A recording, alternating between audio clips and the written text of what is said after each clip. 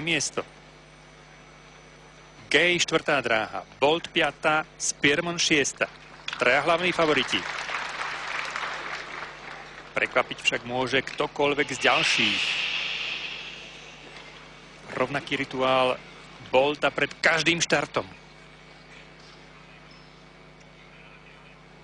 Gay, Bolt, Spearman. 4, 5, 6.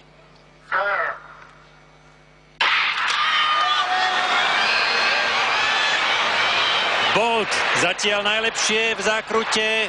Tyson Gay ide dopredu a Tyson Gay a Bolt, to sú dvaja favoriti na zlato.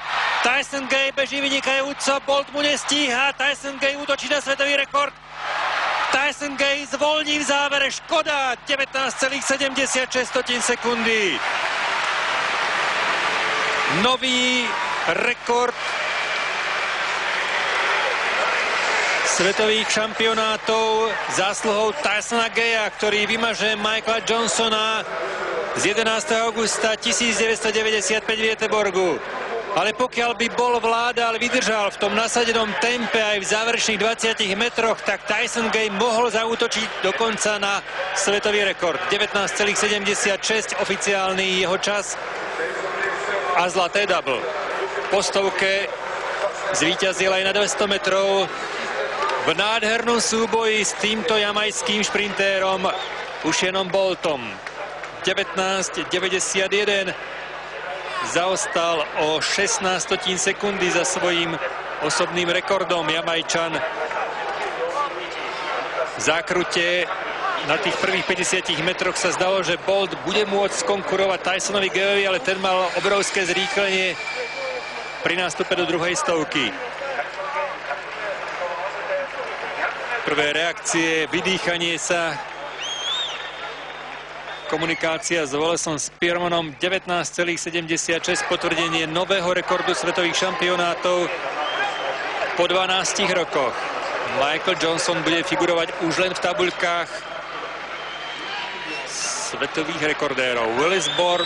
Spearman bronzový za 20,05, teda podľa predpokladov sa skončilo toto šprinterské finále na prvých 3 miestach.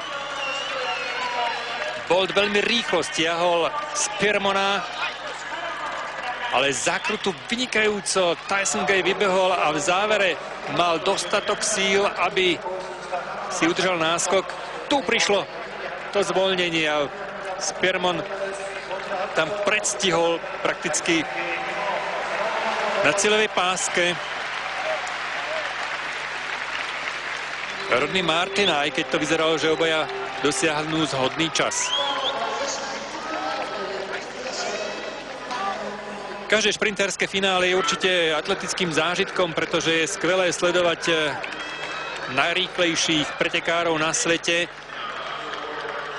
Videli sme veľké predstavenie, najmä zásluhou Tysona Gaya, ktorý sa teda priradí do spoločnosti Calvina Smitha, Michaela Johnsona, Frankieho Fredericsa, Etta Boldona, Mauricea Greena, Kostasa Kenterisa, ktorý vyhral v 99. ako jediný Európan. To bolo v roku 2001, prepáčte.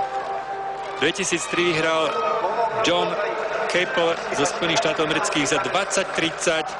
Pred 2 rokmi v Helsinkách Justin Gatlin za 20:04 a musel prísť tento muž Tyson Gay, aby opäť zlomil